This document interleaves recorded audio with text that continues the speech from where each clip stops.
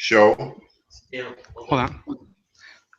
Hello, this is Ramon again with the Troll Tribune on Bold Like a Leopard. I'm joined here by Shakoor. He has a technique he calls Mahaah-rooh. It's a mind and body spiritual way of life.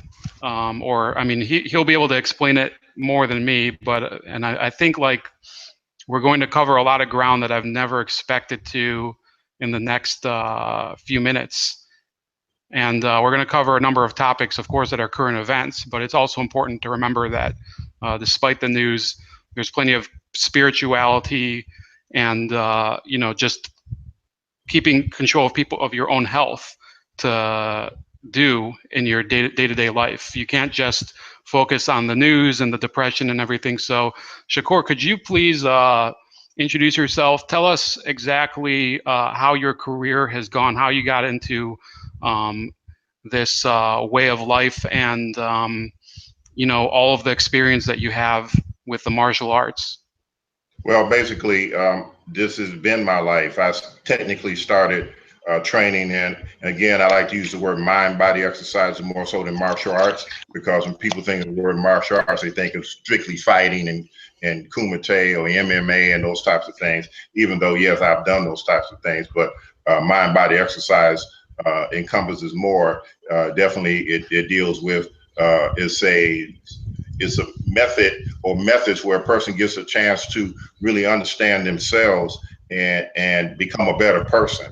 You know what I'm saying? Within themselves. Okay, so I started at 8 years old, actually, and I've been on this path practicing, and I've been a teacher for 30 years. I'm 62 years old, so I've been doing this technically most of my life. I've done many things in my life, and I'm not going to overwhelm you with the things I've done because probably most people wouldn't believe it.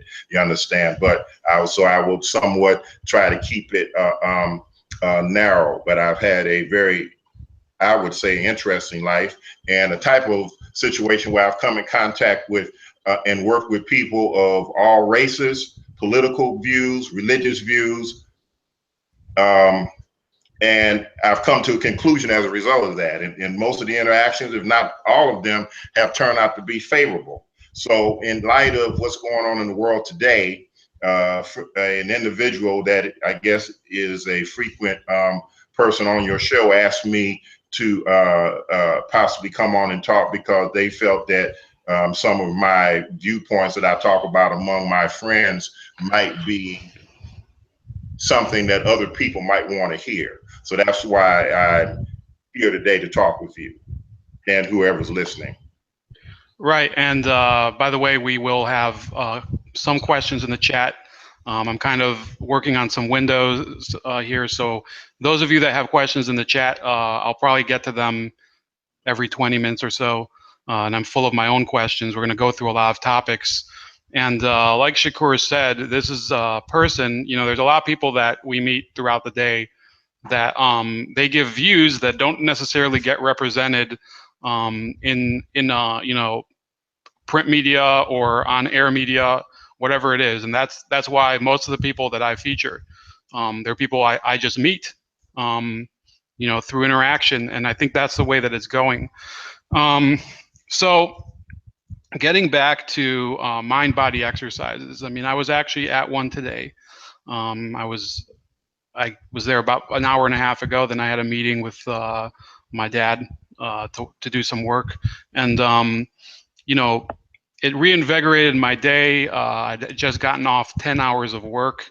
And could you explain why it's so important for people to, you know, use this in order to, you know, enrich their lives? What do you think is the greatest resource for the average person in these martial arts or mind-body exercises, as you call them? I feel that the greatest resource from my experience and what I've seen with other people through the years is your own mind. That people need to more and more focus on what is actually true versus what we've been conditioned to believe is true. And it's been my experience through the various mind-body exercises that it can lead one, at least in my case, and many people I know, it's led me and others to begin to explore that particular aspect. And granted, the mind-body exercises many times can serve as a catalyst or as a foundation where one can then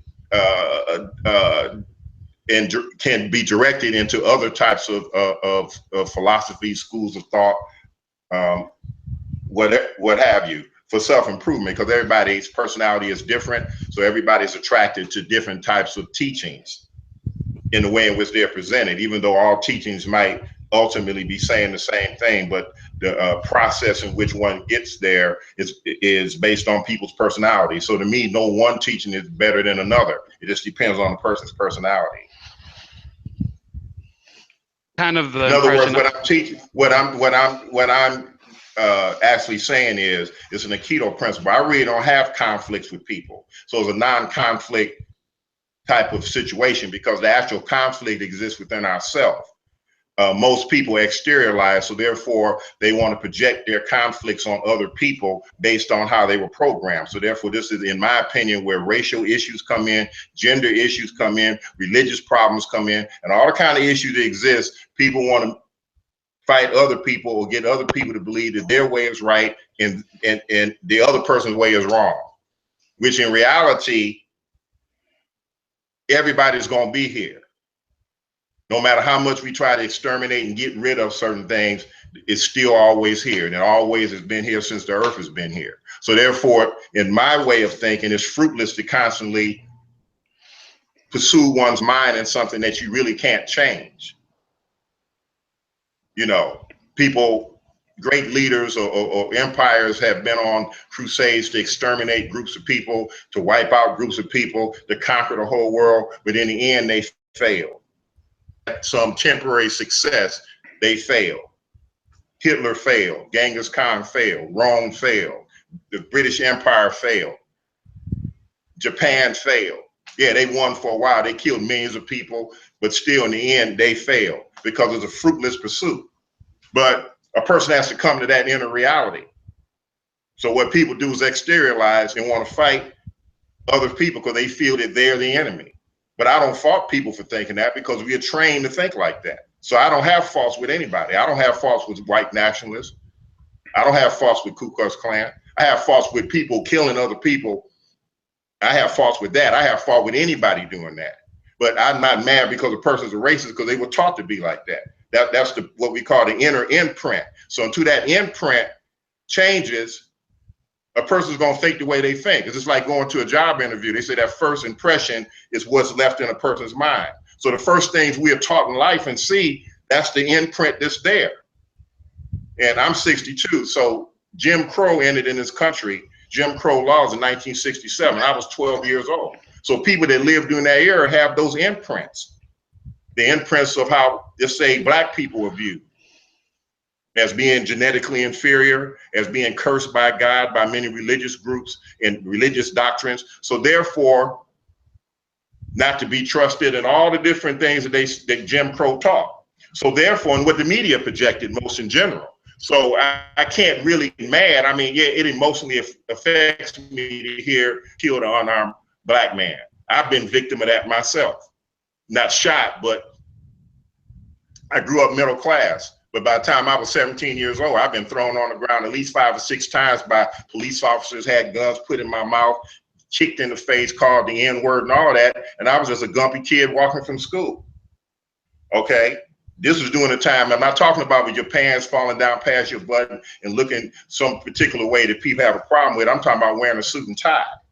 See, so this has been going on as far as unarmed Blacks being killed by some police officers. And let me say this, I was a police chaplain, a commander police chaplain, and taught tactics and worked with Homeland Security for 8 years. So I'm not anti-police, I'm not anti-law and order, I'm not anti-government, I'm not any of that. What I'm anti is people taking power that they're invested with and abusing it against any innocent, unharmed person, whoever they are. That's what I'm against.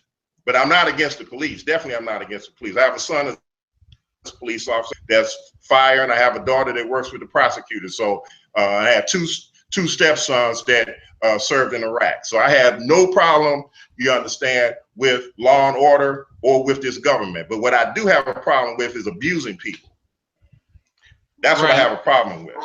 And that's an interesting. Which now will lead me into, this will lead me into Colin Kaepernick.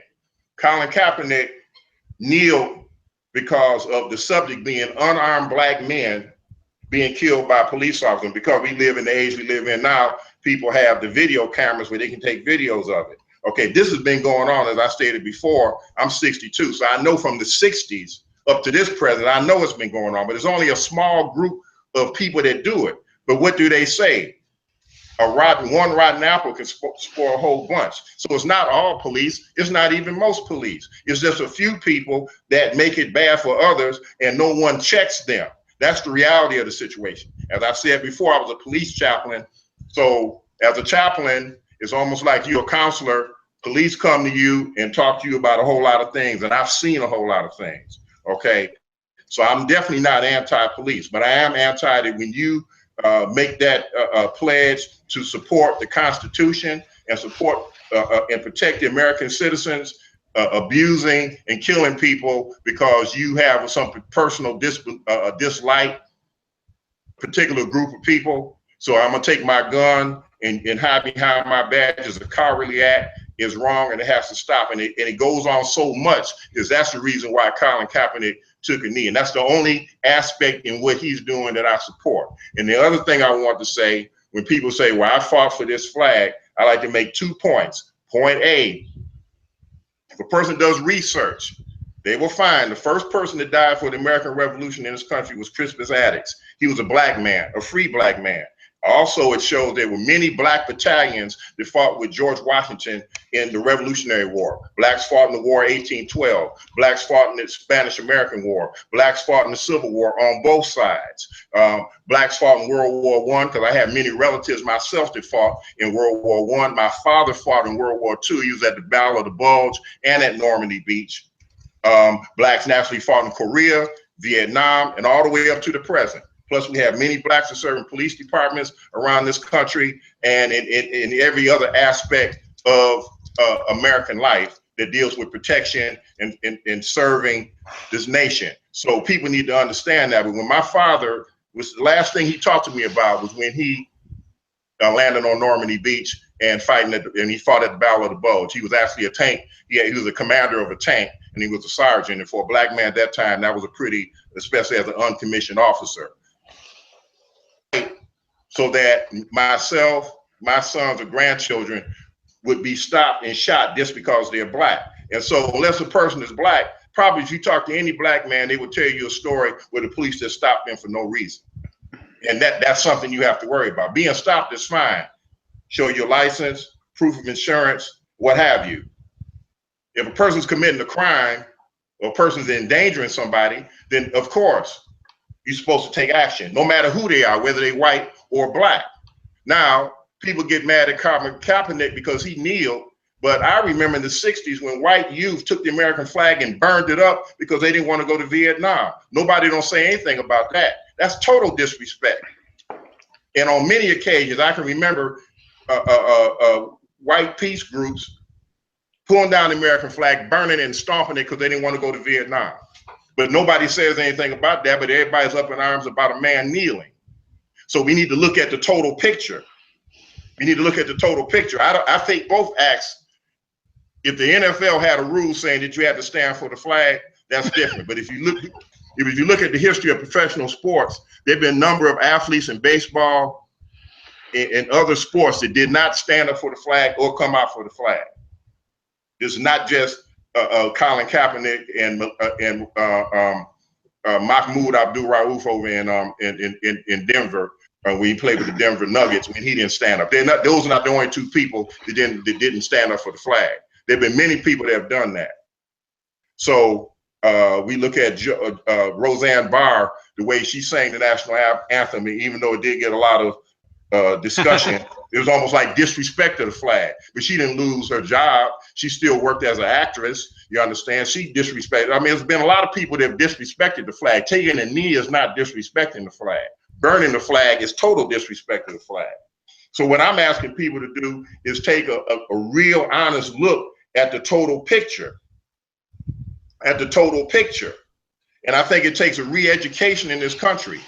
I can't blame people for white folks or the ones that are racist. All white people are not racist, but the ones that are, because it's been, the education system has taught that black people are genetically inferior. We haven't contributed anything to this society. But the very White House that President Trump sits in was designed, not just built, but designed by a black man, Benjamin Banneker. The whole city of Washington, D.C. was designed by a black man, Benjamin Banneker. He was an architect. That means he had intelligence. You can't be an architect without being intelligent.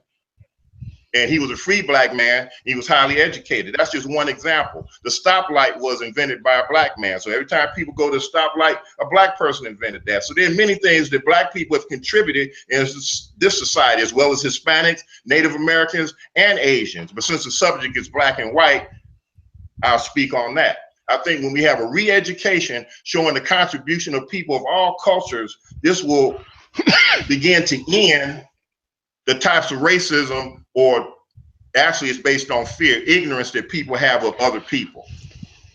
Okay, now I'll stop at that point. All right, thanks. I was about to think like I'm gonna, like my station's been like completely transformed. People are gonna ask where I went.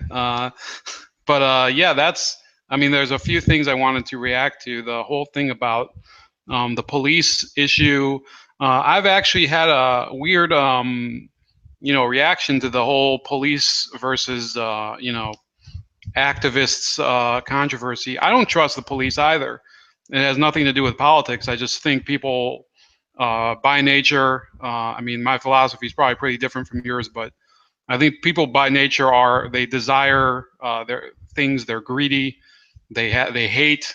It doesn't matter what profession it is, and the people that become police officers, you can't assume that they have pure motives, because there's plenty of people that go there and they desire the power anyway. On the other hand, I think that the police officers are now dealing with the collective results of all the failures of the rest of our society. So everything that has been the failure of our health system and our drug policy and our education policy and our gun policy, I think that that's being handled right now by the police officers, and they're just not, that we shouldn't be filtering or funneling all of our society's problems through law enforcement, because the law is intended to deal with desirable. Now, if we create more and more undesirable situations, these deadbeat dads, and I've met a few, these people that are these meth addicts out in the country. They bust these meth labs. I know somebody whose brother's in jail for meth dealing. He's probably not going to be out for a while. And all of that is being dealt with through the police. There's virtually no I think in the last election it was kind of a surprise that it even came up. Drug enforcement policy, but it's also the education. I mean, I live in a city where I remember a lot of these schools, they had to be closed. They just didn't serve any purpose because the people did not want to bring their kids there because of the lack of safety. And the kids that did go there, they basically spent the whole day, filling a seat or going outside and whatever. And the issue that I see with the police now, do you think that this whole controversy, I think based on your introduction, are the focus here, but what do you think the real focus should be in of creating a society where these police citizen, you know, especially black citizen incidents are not as much of a day-to-day issue in the media. Well, I feel that there, you know, you said a lot of things there, and there's all kinds of reasons why things happen. There's a whole lot of directions we can go in. So that's a big question. I will try to answer it the best of my ability. I think, first of all, police are human beings and people, and they're products of our society. That's the first thing. Okay, so they have the same issues that anybody else has. They go to the police academy for a certain length of time and get trained, and then they go through whatever procedures they need to go through, and then they are made police. What I first feel needs to happen, I feel that that all police and law enforcement in this country needs to go through a battery of interviews and psychological testing by an integrated team of people, meaning social workers, psychologists, and police officers or former police officers, so that way that you are able to bring out or produce a better product, if I can put it like that. And I think there needs to be continual workshops and in-service training yearly to retrain, to constantly educate and retrain officers on many different subjects, race being one. I did one in the academy that I was at on cultural diversity, on the issues dealing with domestic violence, dealing with women's issues in general, and many, many issues. I just use those as an example. So education is always the key, because the mind of a human being is the greatest resource.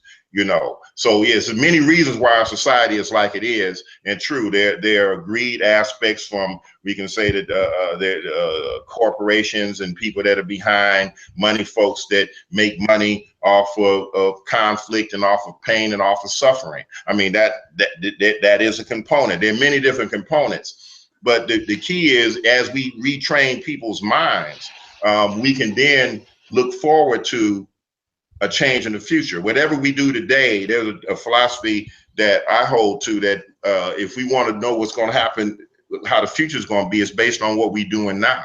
And where we at now is a collection of what has happened in the past, which you said before. So what we need to do is begin to try to transform what's going on now, because we can't change the past. So I think talking about, we can look at things in the past if it's going to help as a viewpoint of education and moving us forward. But just to keep talking about things that happened in the past, just for the sake of talking about, to raise up emotions, it gets us nowhere.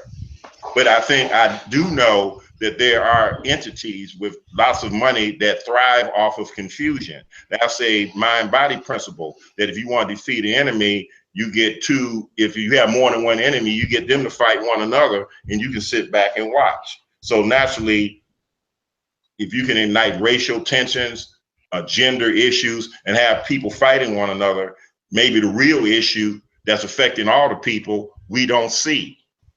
That's just something to think about.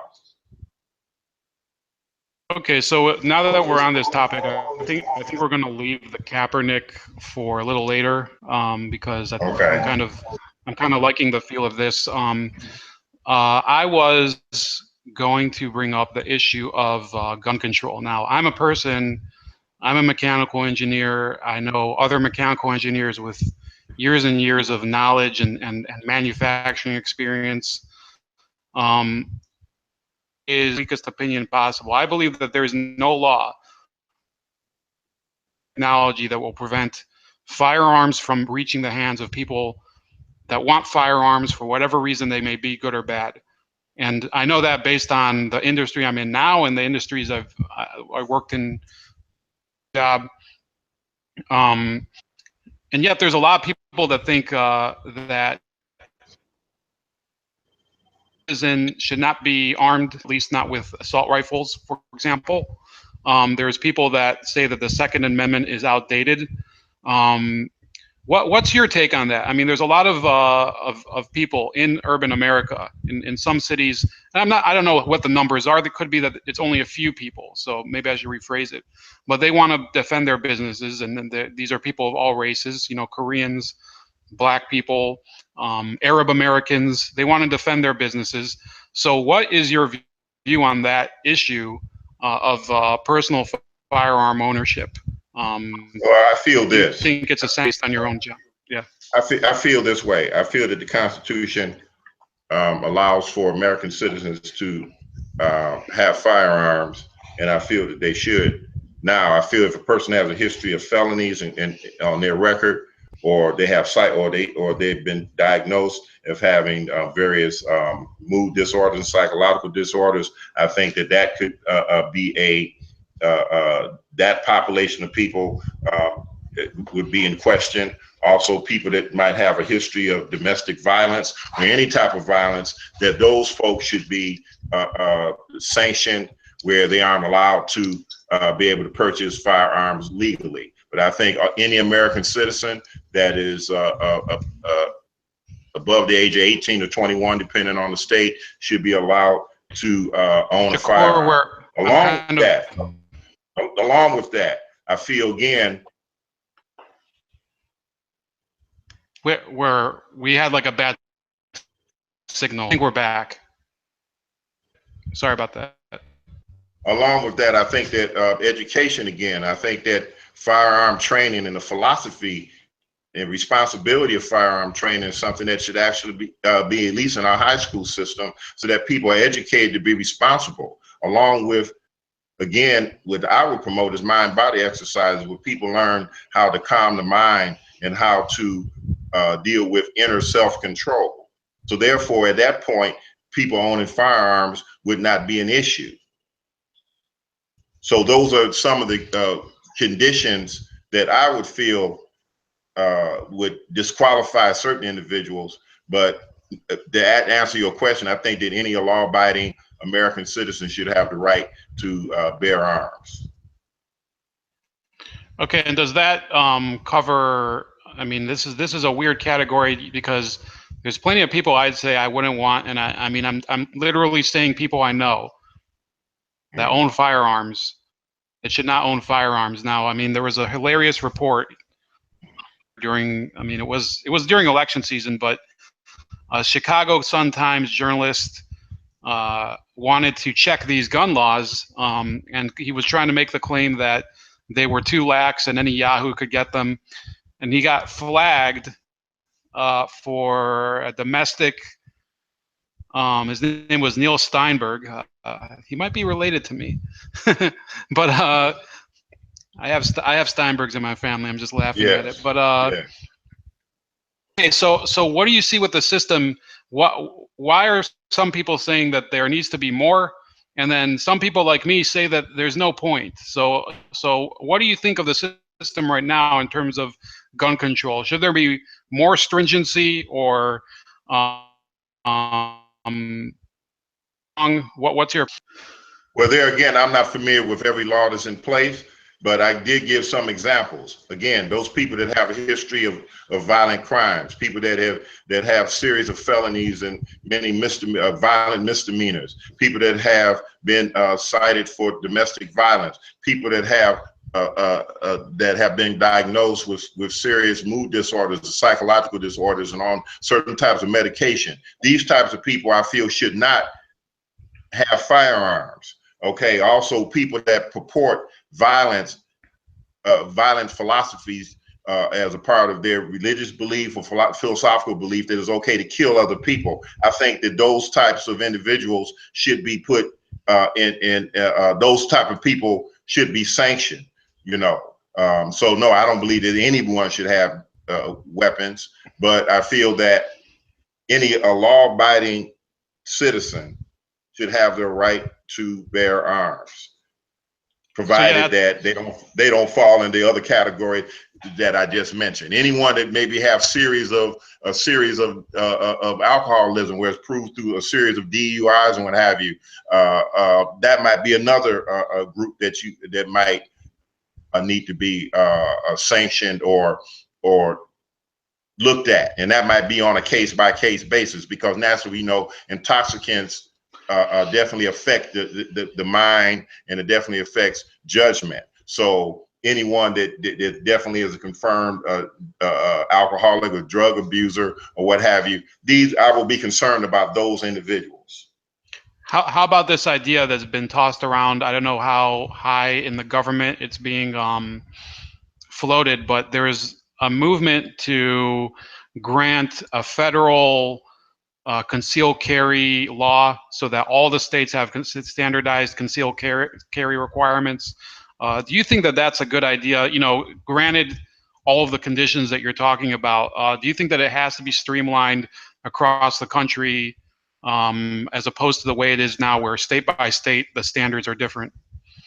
I think that I agree with that particular situation, because that way everyone will know what the law is and what the conditions are. I think state by state can be confusing, because if you go from one state to the next, the laws are different, and most individuals don't know the law state by state or county by county. So I think that's in that case of firearms, there should be a some type of national standard, provided that is logical and reasonable, not something that's oppressive to the people. Okay, I'm gonna speak right now to the audience as well as you, sir. I think that another point that has to be brought up, and you probably have a lot more real experience with people dealing with this, but than I do, because all I do is I do research, I interview people, I'll ask people questions, I'll look at the media. I'm looking at, and it's in the description, injusticewatch.org, which it maps a lot of this data across the country, and they're not. You know, I believe that they are funded by the Ford Foundation. And it says federal gun prosecutions in the Chicago region lag despite shooting epidemics. So I could have put this up on the screen, but never mind. If anybody wants to look at it, it's on the description. It says here in Chicago, okay, well, we'll go backwards. Okay, we have Detroit, Michigan. For every 100 federal crimes, or for every 100 incidents of gun crime, there's only 68 that are prosecuted. In Philadelphia, it's 18 for every 100 gun crimes are prosecuted. So for every 100, there's only 18 that actually reach trial. Baltimore, it's 21. Houston, it's also 21. And then St. Louis, which is, believe it or not, I believe St. Louis has worse gun crime than Chicago. If you really look at per population, it's 46 per 100. But how much do you think is in the state of is in Chicago? It's 4 gun crimes per every 100 are prosecuted. So what's your opinion? Do you think that this enforcement circus that's going on, where, you know, they'll pull people off the street, confiscate their firearms, do you think there's even a point? Because in my opinion, the availability of illegal guns is just so it's so easy to get now. I mean, I could tell you 5 different ways off the top of my head to get them. So do you think that this gun control is actually a fruitless endeavor, the way that they're doing it in some of these cities, or do you think it's the issue of how many people are prosecuted? I feel what I said earlier. To answer your question, I feel that the current process they're doing is fruitless. I feel that unless we have re-education, if no one had guns in this country, in the state of consciousness that exists in this country, people would still kill one another because people are inwardly angry and they take their frustrations out on other people and kill them. All right, so if guns make it maybe more expedient to kill someone and make it easier, but if there were no weapons, no guns, in the state of consciousness with most of the people in this country today, or maybe even the world today, but I'll speak about this country, you would still have people killing each other and fighting each other, because it's the state of consciousness that exists. So there needs to be re-education. And what I mean by re-education, I'm talking about, when we talked about the mind-body exercises, exercises need to be, and programs need to be instituted in all the schools, be they charter schools or public schools, where people are able to work out their frustrations. Jobs need to be more available in this country so people can work and really make a decent wage. People are angry and frustrated because of many of these types of situations. And then guns are available, so they externalize, which most people do. I'm angry, so I'll take my anger out on X target, whether it's a person of another race whether it's the person that lives next door, whether it's the person across town. You know, I'm wearing blue and somebody's wearing red, so I shoot them. It could be whatever reason, but they take their frustrations and anger out, and because they have availability of a gun and it's easy to use, they use it. But if the guns weren't here, people would still be fighting and killing one another at the same rate that's going on right now. Just be different. They'd be using knives or other types of means of killing. Yeah, or look at the level of domestic violence that exists in our country. When I left a city I was living in at one time, there were 85,000 cases of domestic violence that was reported that year in one city. You know, so that shows you. So in the domestic violence situation, people basically using, in most cases, using their fists or their feet. You know, so it shows you is a level of anger and frustration, and people are not taught, or there are not enough vehicles where people can focus their frustrations in ways in which they're not harming other human beings, and in some cases harming animals or destruction of property. Okay, so I'm going to read a few comments from and ask a couple questions from the chat, so that we don't have like a backlog. Okay. So we have Denise says, I agree firearm education should be a requirement. In Montana, we have gun training for kids yearly before hunting season. So my reaction to that, I don't have an objection to kids getting a little firearm training, but like Shakoor also said, I think that the martial arts or mind body exercises, as he's saying, I think that that's actually a lot more important. It's more practical day to day to use that, if you really think about it. What's your view on that in terms of children learning firearms training? There again, I feel that even in the police academies, the military, in boot camps, even though they learn to shoot weapons, they still learn mind-body training. A person needs to learn mind-body training. Then along with learning how to shoot a weapon, you have to understand the responsibility that goes along with carrying a weapon.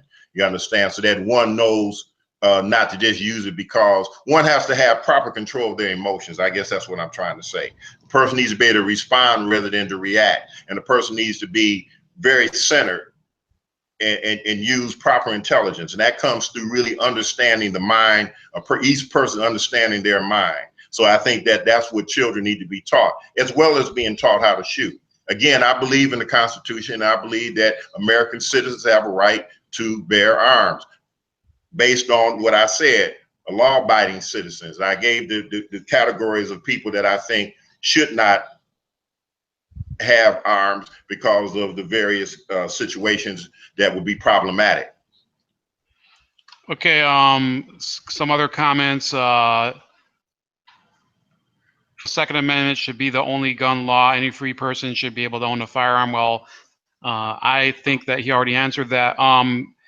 Angel says, here in Minnesota, there is no gun training education at all. You have to learn by yourself or pay $5,000 for a 2-week training course.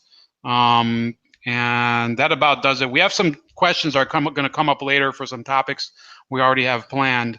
And I think we're going to move on to, I did have a little more material on gun crime, but we could probably talk about it for 5 hours if it really came to it. Although your position is pretty clear by now. I mean, your strong Second Amendment position. I do have, for example, one person recently arrested for 70 illegal gun transactions in Chicago. You have thousands of felony gun charges. I'm just bringing this topic to a conclusion, so we're going to move on in a second. Thousands of felony gun charges are thrown out of court in Chicago. This is, by the way, from progressive media. So this is not, you know, the NRA reporting it. It says here 13,000 cases that included a gun violation have been dismissed from 2006 through 2013. So there's a lot of people running around with illegal firearms that simply aren't getting any penalty from them, or maybe, you know, a short jail sentence that doesn't appear or will appear on the record. But so that's about it. We can probably do another day on just gun control or something you know, if you want to join, you can. But Okay. we were going to talk about Mr. Colin Kaepernick, and as you can see by all the gear that I'm wearing, Mm-hmm. I have never liked him, and I don't intend to change my opinion. Mm-hmm. So the issue I have with Kaepernick, and this is an issue because I'm a cynical person, Mm-hmm. is that I read the situation for what I think it really was last year, and I believe that a lot of his position, even if he did believe in it, was geared to earn back the starting position in San Francisco. A lot of the statements he made, I wrote the Cuba comments where he defended Fidel Castro. I ran through all of the inaccuracies of it. For example, the Katrina aid that Castro proposed. He actually proposed only about $1 million in aid, and that pales in comparison. For example, I think Russia proposed about $50 million, and in fact, what Kaepernick misses, and I don't think it's really his fault, because the sources that he gets, often they leave out the things that I'm about to mention. The United States, yes, we turned down Katrina aid from Cuba, but Cuba 5 years earlier had turned down hurricane aid from us. They wanted us to lift the embargo. That's only permissible by Congress, and President Clinton couldn't lift it.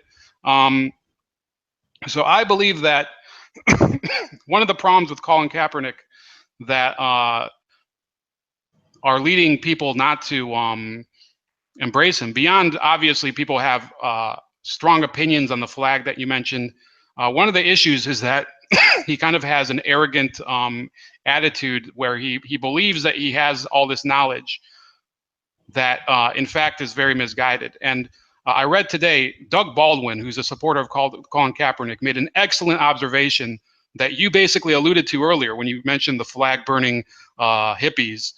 He said, well, a lot of the dudes that are criticizing Kaepernick over disrespecting the flag, when we have the anthem, they don't stand up. They're basically, you know, buying nachos or not paying attention anyway. And I thought one of the reasons that Kaepernick is such a thorn in the side of his opponents is that he has an attitude that they dislike. Now, some people would say, oh, you're just being condescending towards him. But I would say, for example, Baldwin, Richard Sherman, his teammate, Marshawn Lynch, who's their former teammate, he's with the Raiders. You have a lot of very intelligent people in the NFL that have similar viewpoints to Kaepernick. Is that he has this viewpoint that he's entitled to say things and never get questioned for them. Now, you know, what do you say? Do you think that it's beyond racism, some of the issues people have with him, or do you think that it really is just an issue where people can't get over themselves and they don't want to acknowledge that he has a real cause? Well, I think it's several things. If you allow me to expound on it, is first of all, I'm gonna go from the back end or in reverse. The media, not meaning you, but the large media networks, they thrive off conflict. Conflict sells. Conflict keeps ratings going. So as a result, a lot of this is going on, and it's because the media has kept a lot of this going. You know, and because again, it keeps people tuning into various sports talk shows and this talk show and that talk show, and it keeps activity. When I actually believe that when the season actually starts again, that a lot of this will go away, and a lot of it deals with ratings. So that's one aspect. I don't know Colin Kaepernick, and I'm not going to speak on the Cuba situation. This is what I try to deal with, things that I know about, and I've known several people that were from Cuba that escaped Fidel Castro, and I listened to them for hours tell me their experiences in Cuba.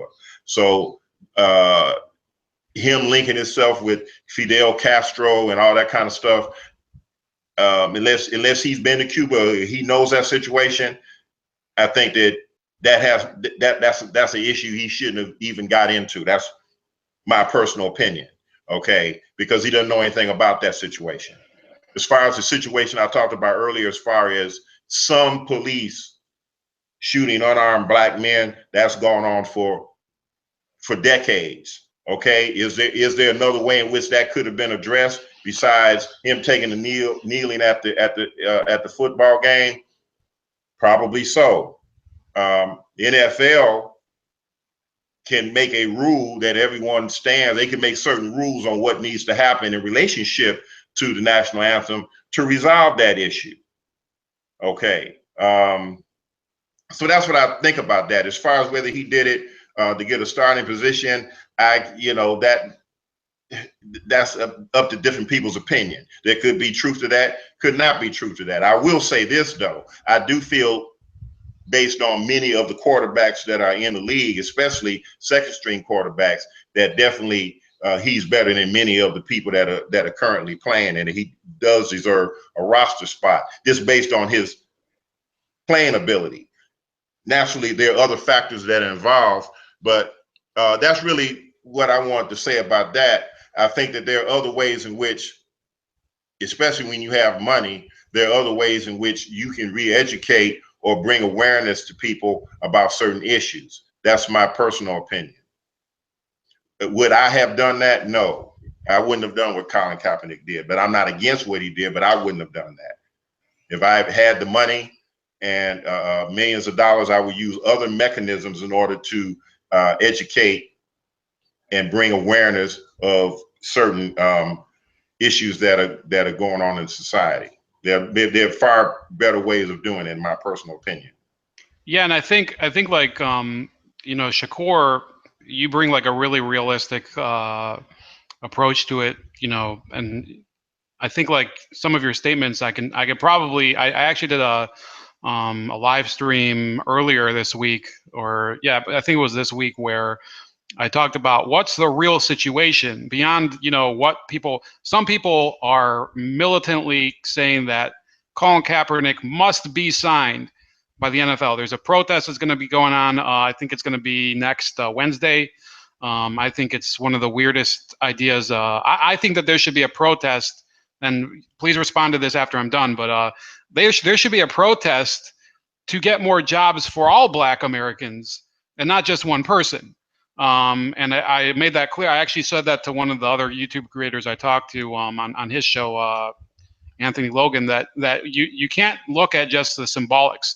But yeah, realistically, there's nothing that you said that's incorrect about the situation in the NFL. The Indianapolis Colts, for example, their starting quarterback is out. The guys that they have are duds, like Scott Tolzien. The Dolphins, who there's no chance in hell that they would sign Colin Kaepernick based on that community. They signed Jay Cutler. It's going to be pretty funny watching that this season. And there's the LA Rams, who are a train wreck of a team. You have all these teams that are, and so on a talent level, I would say that Kaepernick, as much as I've disliked him because he was a Niners quarterback, and I've never liked him based on his brand. This predates the controversy. Yeah, I think he's more talented than a lot of these clowns, but I've made the position that this is the reason I think that teams, forget about the fans, the teams, they would not want to hire him. And after this, you can respond to all anything you want. But these teams, they hire a head coach. Let's say in New York, you have Todd Bowles, the coach of the Jets. He needs a good quarterback, but he does not want a quarterback that he thinks will be beyond his authority. And when you have this massive public of people that are so dedicated to Colin Kaepernick that he won't be able to criticize him, then that would technically encroach on his own powers as the coach. And that's why I think a lot of these coaches would not want to have him on their team. And a lot of these owners, obviously, they're thinking about the cash. It's a greed. It's a profit motive. So what do you say about any of those prognostications? Well, first of all, I don't want people to misunderstand what I'm going to say. But dealing with a logical mind, the ownership in the NFL is white. And I would tend to think that the owners are at least 50 years old or older. I would tend to think that, or maybe older than that. Again, it goes back to my original statement dealing with imprinting. So the argument is, well, the NFL lets in guys that domestic violence and guys that have committed all kinds of crimes and what have you, they reinstate them.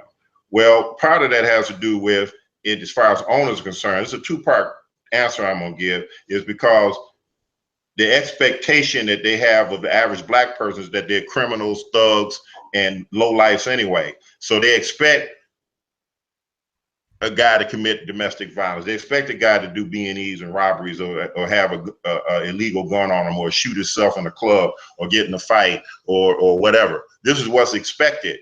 But when you stand up or speak against the system on some type of level in an intelligent manner, that's like stepping out of your lane. And that's that old Jim Crow thinking. I think that that's an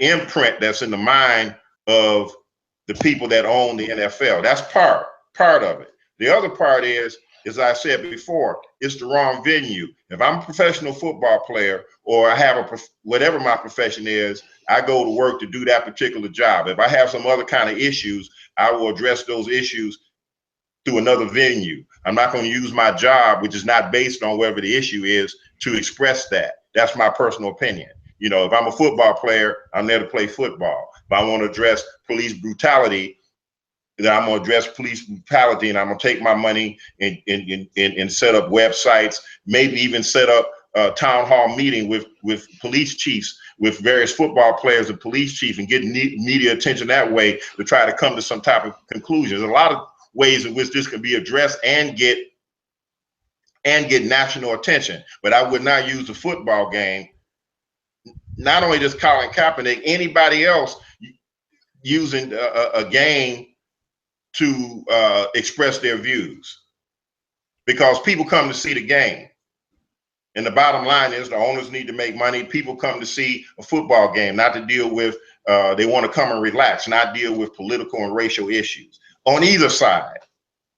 So I would have a problem with Colin Kaepernick or someone else that was expressing something opposite. Because once you allow one thing, then you have to allow the other thing. And then before you know it, we have mass confusion.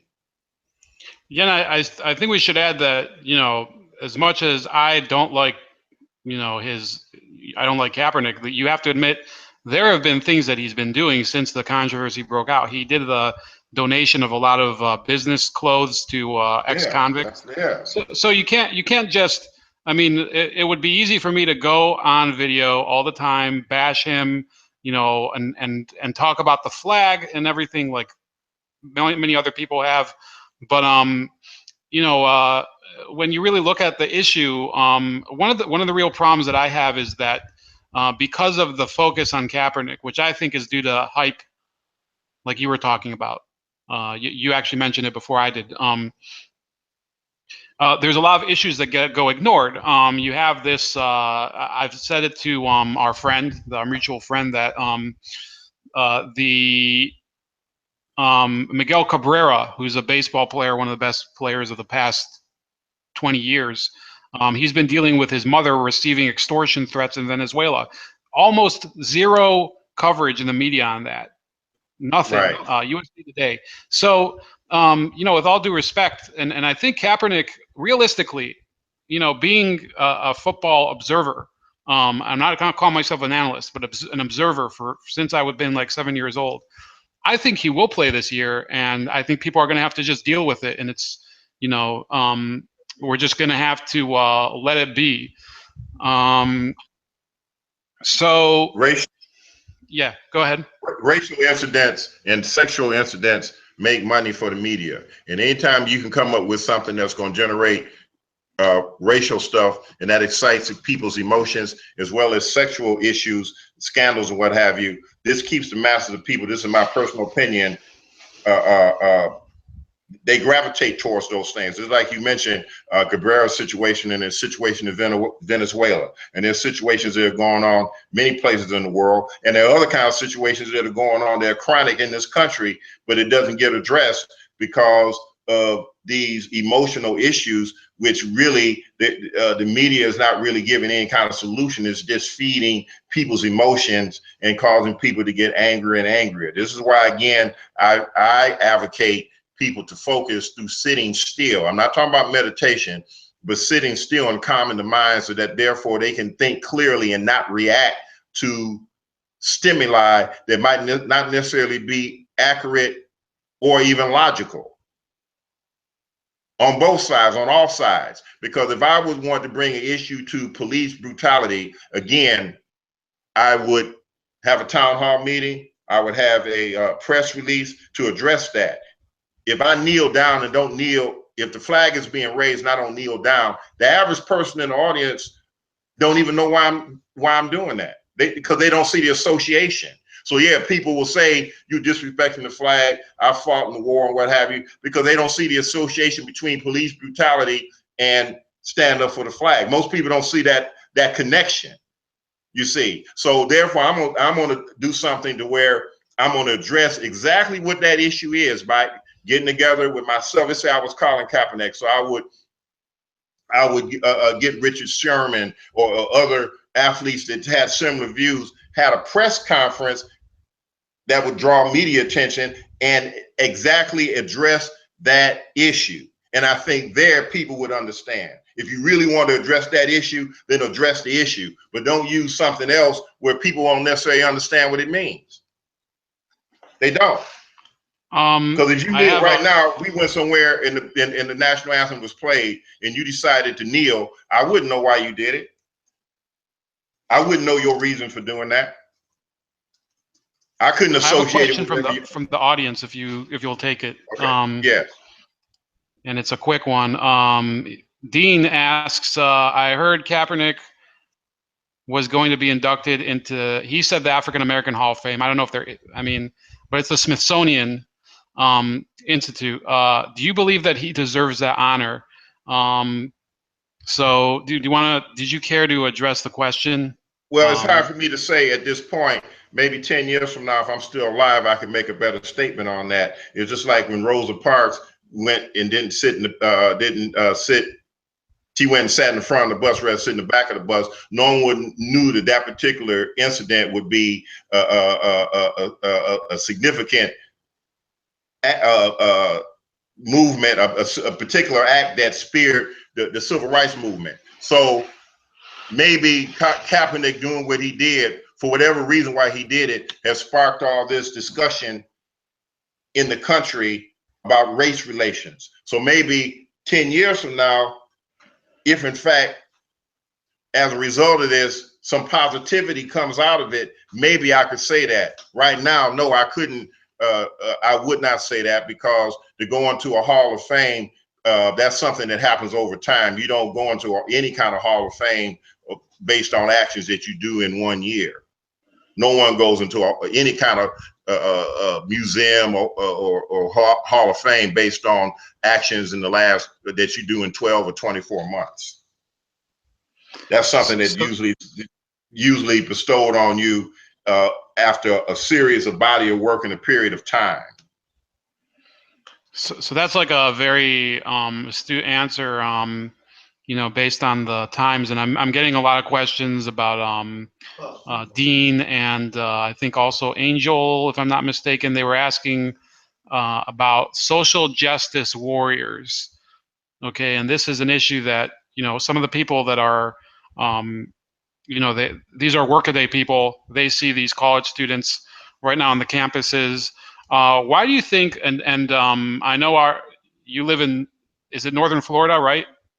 Near the U of F, right? Right. I don't know if there's been incidents there, but why do you think there's so much anger, specifically on college campuses? I know you've addressed the topic of the discord in society, but why do you think there's so much anger in those places? You see people inventing causes a lot that are sometimes just bizarre. Where do you think that stems from, based on your own personal work and your philosophy? Again, I'm going to take it back to people don't take an honest look at themselves. And the only way that you can really do that, I know that you can do that, is to be able to sit still sometime without dealing with a lot of stimuli to actually look at what's really real and what's really not real. So what happens is, because people really don't want to look at their own issues, they can manufacture, create things, start following things, attach themselves on to all kinds of different philosophies because they ideally have issues going on within themselves. This is what I've seen, regardless of who it is. I'm not saying there aren't legitimate issues out there, but there are logical ways. The whole concept is to achieve the objective, not just to make a whole lot of noise and just go around in circles. The concept is to win and to achieve an objective that logically makes sense. That logic, not an emotional thing, but a logical situation where you take your emotions out of it. Most people aren't able to do that, but I'm saying that's where the re-education comes in. That's okay, where so a lot of it. Let me say this last point. A lot of the problems I see in this country has to do with unemployment and economic situations for everybody.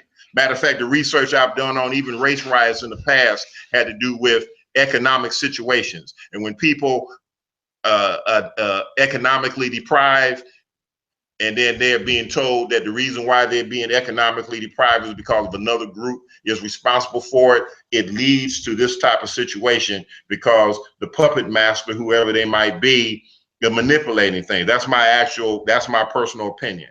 If we had actual jobs back in this country where all people could actually go to work and make really a decent wage to where they could live peacefully, half the stuff that's going on wouldn't go on.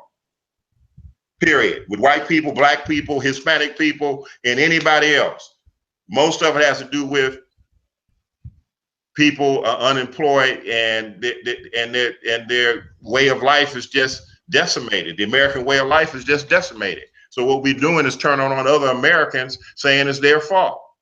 And this is bringing about a security problem, because if we keep having these fights within our country, our enemies, such as North Korea, I just use them as an example. When a society is weak on the inside, it makes it easy for outsiders to come in and decimate us. And history has shown that. So really, to me, all these racial issues are national security problems. We are all Americans, whether people like it or not. We are all Americans. And I just stated earlier, blacks, as well as Native Americans and others, fought in the Revolutionary War.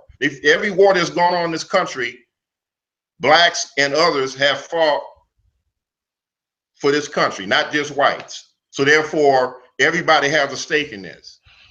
And if we keep this stuff up, we're really going to be in trouble. If North Korea or some country like that comes in and institute their situation, then we really see what's going on. We need to think about that. If a white person don't want to be around a black person, or a black person don't want to be around a white person, that's their right to feel like that. And I feel that white people have a right to have pride and all that kind of stuff, as well as black people and Hispanics. The problem is when you start talking about killing and shooting other people, that's where the problem is. But people should have pride for who they are.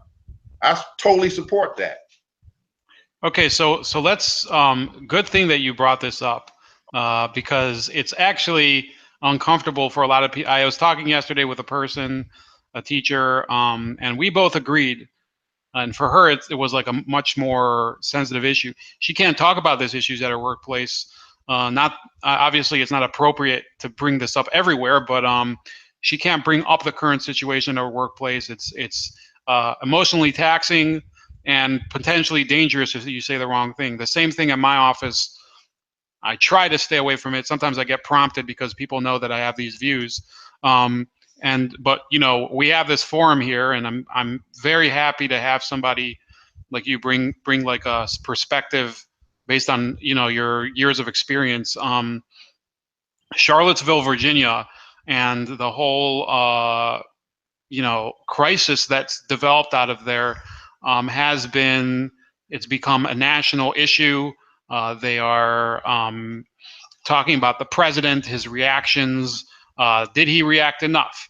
Did he react the wrong way? Did he not address the issue? Now, I want to, and you know, you can state your opinion in a second, but I actually went through President Clinton's statement after the Oklahoma City bombing in what was it, 1994, and there was no mention of the Aryan nations and William Pierce, the writer of the Turner Diaries that inspired it.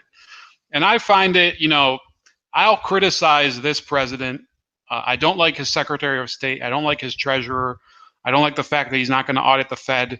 Or, you know, I've heard a number of topics that I don't like about him. But what do you think is the responsibility of a president when an incident like what happened on Saturday happened? I mean, you know, just based on you've lived through more presidents than I have. No offense about your age, but what do you think is the proper response? Well, I feel this. I feel the proper response for anyone in a state of responsibility, and he's the president of the United States, so he's responsible for all the citizens in this country, is to, first of all, get all the proper information on what caused the situation. Once you have all the facts, then address it. And I think he should have addressed it just like the way I addressed it a minute ago. If we have racial unrest in this country, we're weakening the national security in this country. Period. Period. If we have civil war in this country, we already have a problem, or allegedly have a problem with North Korea, and there are other countries. You don't think they're not aware all this is going on right here? That's the perfect time to attack. So that's what I would do if I was a president. That's what I think the president should do, is bring about unity and reconciliation between all Americans and all groups in this country. Just like for me, I call him President Trump. Whether I agree with him, whether I want him to win or not, he is the president, and we only can go so far in disagreeing with somebody, because I want to see him do the right thing, because he is the president right now. Whether you like it or not, he's the president right now. So I think that people should focus on trying to bring about reconciliation. I think the president should do that, and I think the citizens should do that too, because I guess the majority of people put him there, and that's what needs to happen. See, we've never really had no armed conflicts on this soil other than the Civil War and the Revolutionary War, which was in only a very small geographical area. We don't need that to happen, because this is what I learned traveling the world. I traveled in Africa, I traveled in Europe, I traveled in Asia. Everywhere I went, people called me an American. They didn't call, when I was in Africa, they didn't call me black, they called me an American. So when the enemies come in here, they're not gonna look at a white guy, black guy, are you Republican, Democrat, this party, that party, Christian, Muslim, they're gonna see American and take you out. And that's what people need to understand. That's the bottom line. That's the bottom line. So people can argue and disagree, but we got to come up with logical, intelligent ways to resolve these problems other than violence. Violence is not the answer. That is truly not the answer to resolve problems. We're too intelligent. Everyone has a brain. Human beings are too intelligent. If we use our brains, we have enough creativity to bring about solutions. But because people are inwardly angry, they externalize their anger on other people. That's what I'm really trying to say. That's what I think the president should say. Okay, so let me take this opportunity. First of all, I found Shakoor's website. I shared it in the chat. Please check it out. He has a number of different educational resources there on self-defense, exercises, yoga, right? I saw yoga earlier. Yes. A lot of them. Please check it out. I encourage you, especially if you're in the Florida region. Northern Florida, but yeah, if you're from Southern Florida, make the drive up there.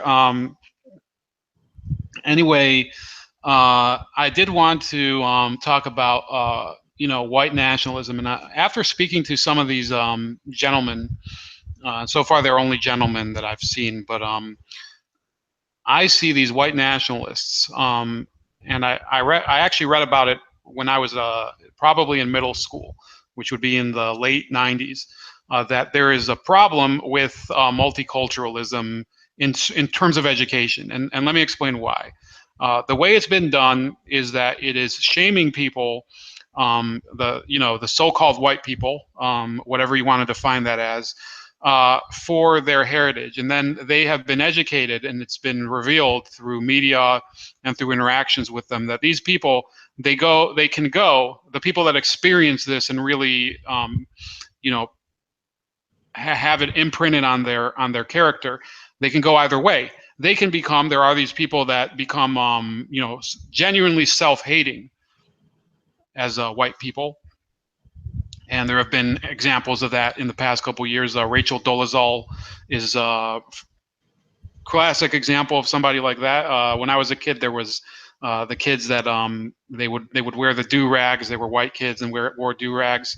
And then on the other hand, you have these people, they decide, you know what, I'm going to reject this educational profile and say, no, I actually believe that everything that is in my heritage is superior, and they're trying to repress it. And that's what they've been saying to me. Or not even just superior, that I have the right to fully take pride in it and be, you know, and express it publicly. And I could, you know, I could show you one of the people that I've had on, Dan Casimir. He's talking about it all the time.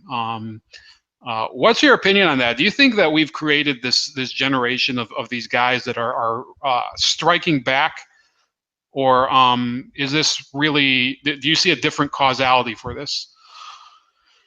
Well, again, this is going to be my answer.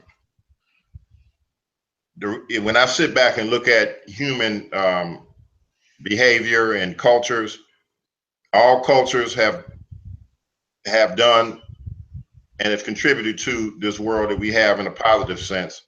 And all cultures have contributed a lot of negativity that exists. You know, it just depends on how you're looking at time. There hasn't been a time in history that no race of people or no civilization that hasn't done a certain amount of negativity towards other people. Okay, period. So no group of people need to feel bad about themselves, but everybody needs to take an honest look at their culture. But culture is one thing and who you are is something else. You understand? So somebody did something 200 years ago, that don't have nothing to do with you today. You understand? You know,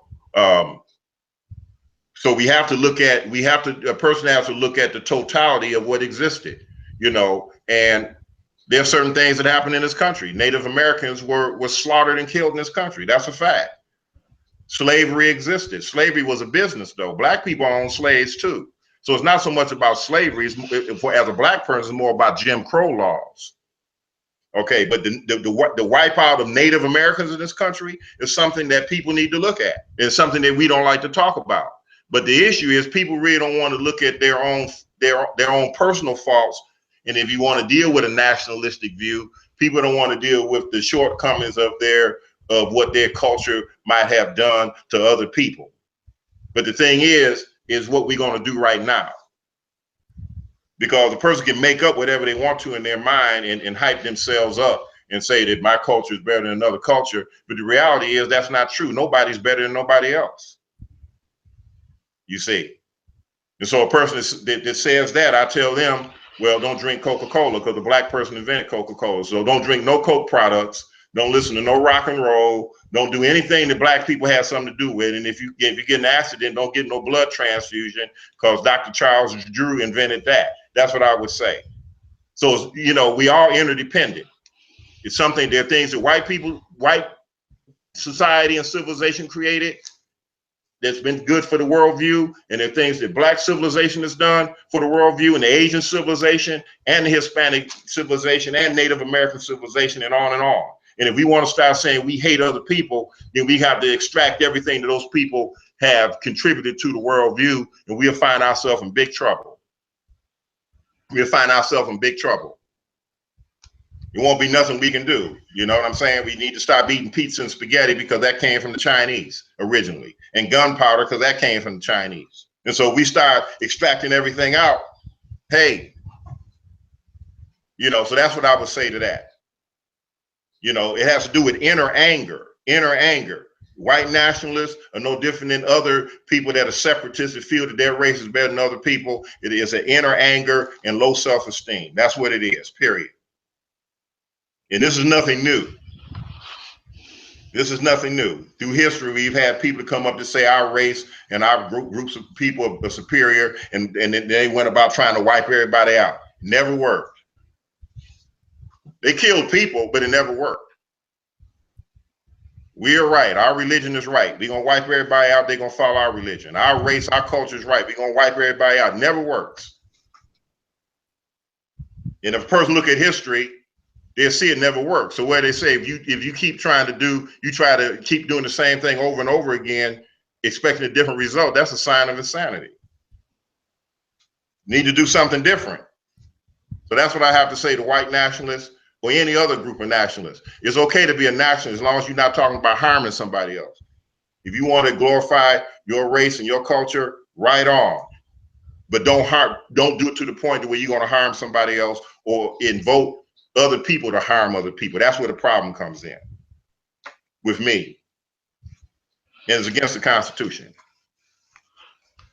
Okay, so we've been seeing this whole issue with the rally on, or the riot that turned out to be on Saturday, and I've been really troubled by the responses I've seen. First of all, there's a lot of people that believe that we are entering this period where Nazism is becoming it's become a renaissance in America, and I've had this problem, and I want this is my request for personal advice from you, that I'm a person, we've talked a lot about the Constitution. The First Amendment to me is the most important amendment. The Second Amendment is also important, but it pales in comparison. And you have this issue where now people's freedom of expression is being limited. Last month there was the CNN blackmail scandal. They tried to, they claimed that they found the person who shared a meme, and they were going to withhold his personal information so long that he never says another negative thing about CNN again, or he realizes his lesson. And there was a massive backlash. And then, people, I think they rightly reacted. They said, we cannot have the establishment media, whatever the reason, whatever this person shared, as long as he didn't harm somebody, like you said, we can't have them basically holding this battle axe over people's heads, saying, well, we're just going to ruin your career or ruin your life. And in the case of this person, possibly a minor, get you suspended from school. And I see on my own side, I see people, I know people that are, for example, they're pro-Israel, and they're dealing with this BDS movement, boycotting their country, and then they boycott Roger Waters because he boycotts them. And I say, you're missing the point. The freedom of expression is, that's the greatest resource we have here. And they just say, well, you're just encouraging hateful behavior. I said, well, you're responding with your own the natural reaction, which is not necessarily the best reaction to that hate.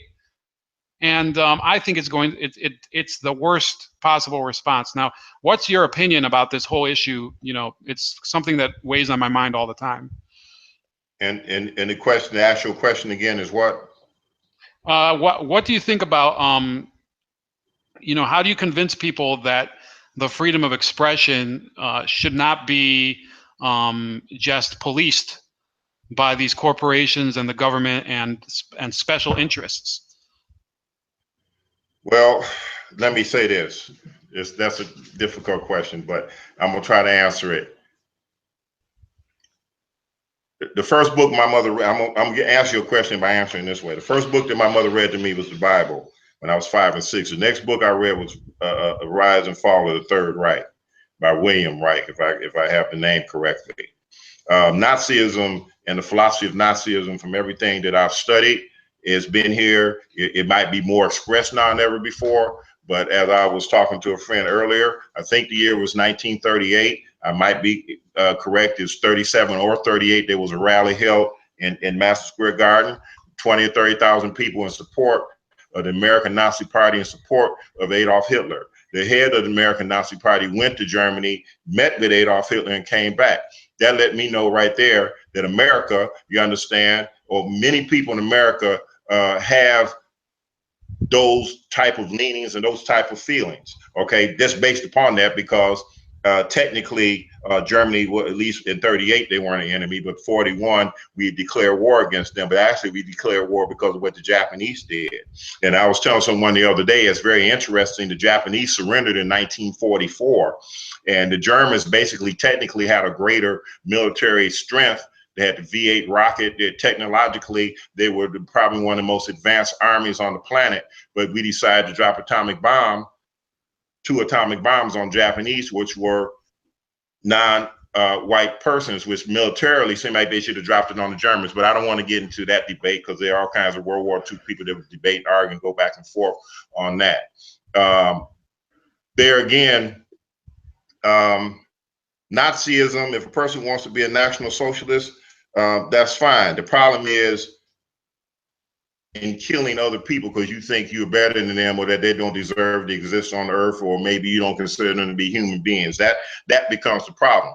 Now, if one looks at Adolf Hitler, if one looks at Goebbels, if one looks at Heinrich Himmler, they actually didn't even represent what they talked about, because they talked about a superior race of blind and blue-eyed people, and then they didn't even look like that.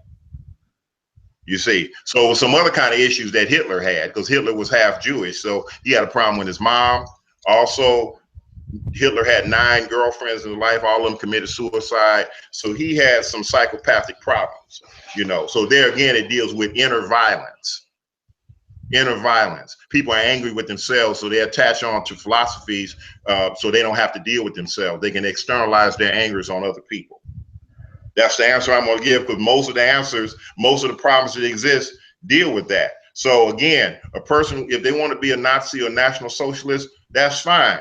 The problem is with any philosophy, when you start talking about attacking other people for no reason and killing them because you think that they're not human or subhuman or you better than them, that's where the problem comes in. Other than that, if a person want to be a Nazi, be one, as long as you don't harm nobody. Period. Person want to wear swastikas and do all that stuff, that's fine. I've talked to neo-Nazis before. I've talked to people in the Klan. I've had students that were members of the Ku Klux Klan. I've taught them. I taught them martial arts. You can believe whatever you want to believe. As long as you're not talking about putting your hands on me or harming me, it's no problem. But people get emotional because someone has a philosophy, then they want to fight the person because the philosophy is different than them. Hold any philosophy you want because it has nothing to do with me. The same thing with those statues and flags and Confederate flags. Keep them up, because that's not the issue. I'm not going to focus my attention on no statue or no flag. I'm concerned about economic development, education, and those types of things.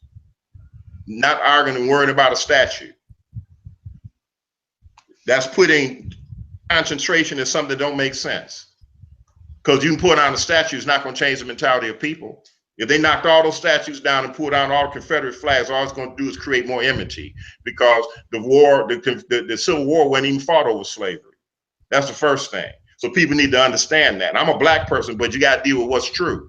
It had nothing to do with that. And it's a part of Southern history. So keep it up.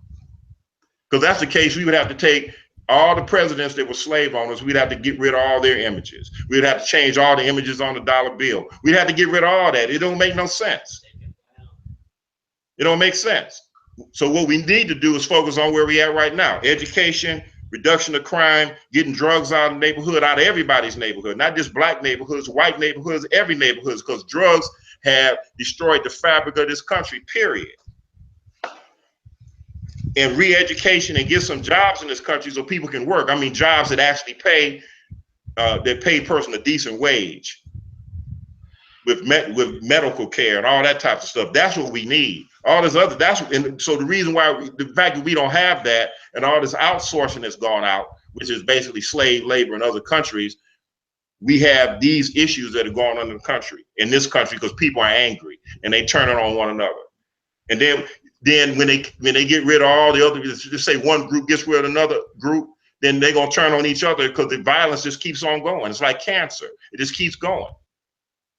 So I might fight you because you're a white guy, and just say I take you out. Just say I take all the white people out, then I'm eventually going to start fighting myself and fighting people in my family. It just keeps on going because it's inner violence. And that's what people need to look at. The enemy is within yourself. It's not other people. But I know that's not a popular viewpoint because people want to fight. They want to get out and march and do this and do that. It doesn't change anything. It really hasn't changed that much. So thanks for answering your question. You actually answered the next question too, because Angel at the beginning of the interview, he wanted to ask about the monuments, and I think that, you know, taking a step back, we're really what you said. Ironically, President Trump said, you know, he had this conference where they're asking him, how are you supposed to solve this whole issue? He's like, I'm gonna give people jobs and whatever. And you know, I don't know if he can come through with it. I think I mean, he's done a little progress, but I think that there is such a permeation of hatred in this country for a lot of reasons that you're talking about. I'd have to say that I agree. You've kind of like introduced some new perspectives on why that happens. But you know, I was watching today. You know, there's all this talk about you know, the monuments. Apparently the people in the chat have already talked about the Lincoln Monument being vandalized. I haven't read too much details into it.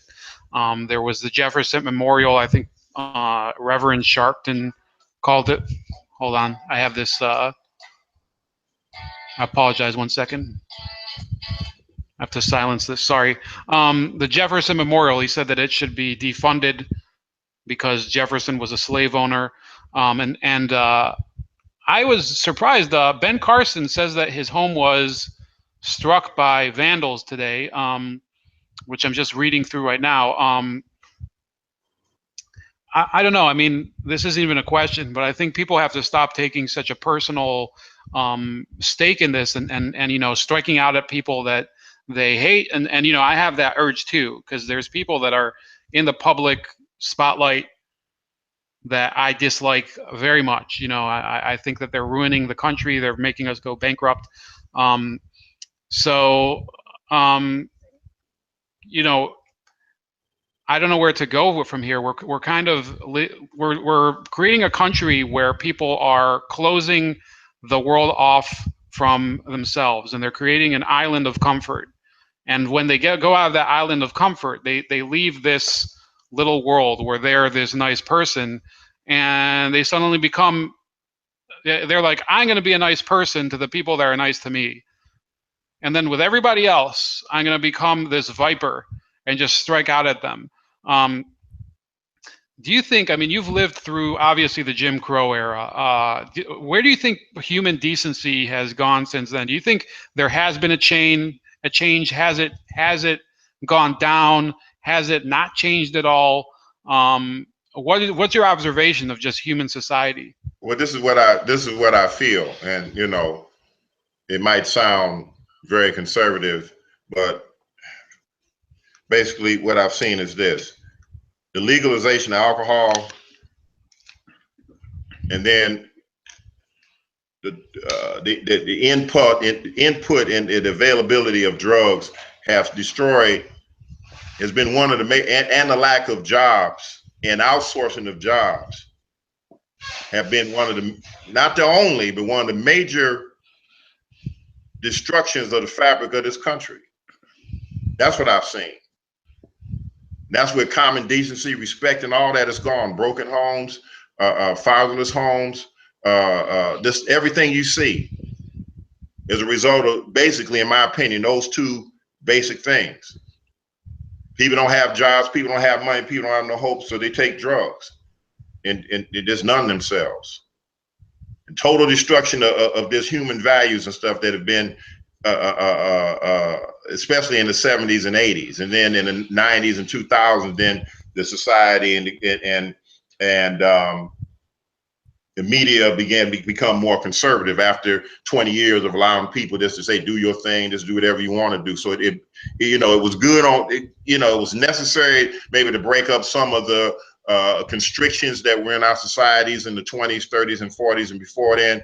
But basically, again, lack of education, taking in the public schools, taking art out of the schools, taking music out of the schools, taking creative subjects out of schools where people, with young people and individuals have a way to channel themselves creatively. It's been taken out. So if a person can't create something positive, they're going to do self-destructive things. That's just the nature of human beings, because human beings are going to have to do something.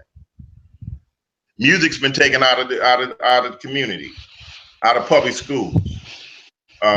Shop, all kinds of creative subjects, only just the academics. So if a person doesn't have a way in which to use their body, because computers and computer games have taken over, so young people, unless you play on a sports team, are not using their bodies. I'm talking about in mass. People have a way to exercise, use their bodies to express in a creative way. So accumulation of all these things have contributed. And I'm sure there are other things that I've missed, but those are the major points that I would say have harmed us greatly, And the destruction of the imagination, even though computers are great invention, but people don't read books. So therefore they're not able to use the imagination in the mind, because everything is given to you in a picture already. So therefore a person can't use their imagination. The creative process has been hampered in individuals, period. That's what I feel is happening. And so this is what we have now. And again, I've said it before, we haven't had no major war in this country. You understand? Other countries have experienced it. You understand? But we keep this up. And I said this 20 years ago, that our main concern was going to be North Korea. It wasn't the Middle East, it wasn't none of these other places. That North Korea would be the country that would actually attack us if it actually ever happens. That's what I believe. Okay, so a few final comments. Denise says, "I love this guy." Dean Kruger, by the way, comments on all my podcasts. He says, "Some of what this guy has been saying is what I was trying to tell this BLM guy that he was talking to, but he didn't seem to care." By the way, there is possibly a BLM activist coming onto this stream next week, for anyone that's interested, and we're going to address some of the topics from his perspective, and possibly a white nationalist next week too. Who else here? Denise says, yes, taking creativity out of schools is very detrimental. Liza Jean agrees with you on the music and art. So you've had like a lot of positive response here, and I'm very blown away by just the you bring, like, I deal with the material world. I'm a mechanical engineer. I'm not mechanically inclined, but that's what we do. We deal with machines and making something that makes sense, and sometimes a holistic approach, I just don't get it. And this isn't just in my YouTube content. It's I'll have a discussion with somebody I have friends that are more spiritual, I am religious, but they're more religious than me. And I'm always saying, why not go according to the letter of the law? And I'll hold out this verse and I'll say, this is the reason that X, Y, Z is happening. Just as a discussion. And we don't see people like Shakoor here necessarily in our our entertainment or media, because they want to indulge our temptations. They don't want to have us look for that clear space where we can be introspective and really if I can use the word meditate on apart from reality. And I think that's I'll tell you the truth, Shakoor, I didn't tell you this off the air. When I got home and I was getting ready for this, my computer drove me nuts. I was ready to punch it. That's how wrapped up in my day I am. I'm just so frustrated when it's not technology doesn't cooperate, and I'm like genuinely refreshed after we've gone, I think, almost 2 hours. But yeah, I think that's it for today. I will share your website again here. And I'd like to say one other thing. I have this book. It's called Ghetto Sutras. Yeah. And it's on Amazon by Shakoor, Ghetto Sutras. And I talk about some of the things that I spoke about here is in this book. Shakoor, can you send me that link, and I'll put it also for the Amazon. I put the link for your website, you know, we'll speak off air. You can, by the way, you can have a last word. I wasn't about to end the Oh no, that's fine. but Well, I appreciate you allowing me to speak on your show, and I'm glad I listened to my friend that encouraged me to do this. And if anyone that heard this derived if anything I said is helpful, then I'm happy. The only thing the last thing I like to say is that as people, through sitting, it helps us to be able to listen to what other people have to say. You know, I might not agree with you, but what people do is argue. What they don't do is sit down and listen to the other person. Be able to sit down calmly, calm the mind, so I can take in what it is you have to say. I might not agree with everything you have to say, but first I need to hear everything you have to say. And then in turn, you hear everything I have to say. Then we sit and think about those things, and maybe we can come to a solution. But what happens is people never really listen to each other. Even when you look at presidential debates, they don't listen to each other. Everybody's arguing back and forth trying to get their point over. And even if they're quiet, they're not really hearing what that other person's saying. They still thinking what they're thinking. This creates a major problem because people don't really understand where the other person's coming from. And everyone has a valid point. Every human being has a valid point. Even if they're not totally valid, everyone has valid points.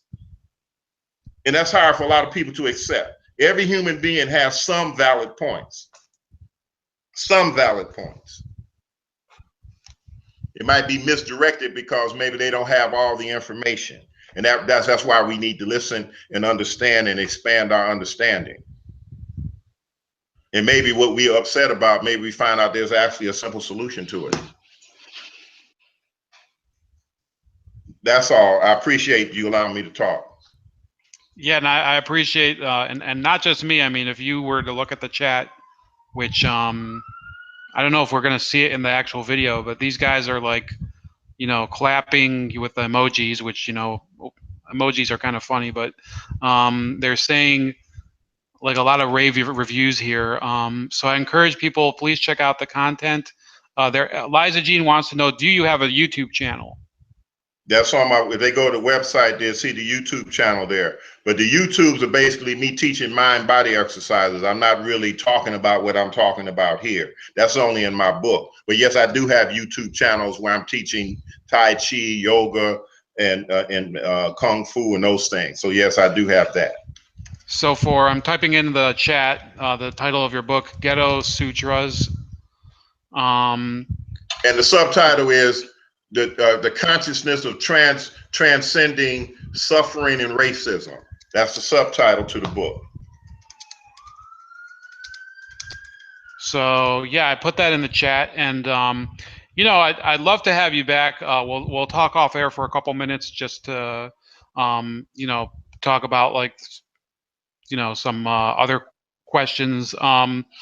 And you know, I think that it's good to finally have people here that you know, I had somebody yesterday. She was very frustrated about, you know, her profession, a profession that she started.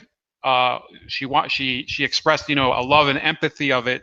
That you know, it's kind of like a child that she's lost through the years that she's had to deal with, you know, the frustrations of being a teacher.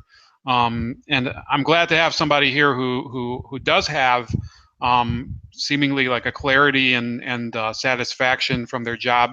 And I would bet you don't even consider it a job. You consider like your way of life. So again, this was Shakoor. His website is let me see it here, Mahaah-rooh.com.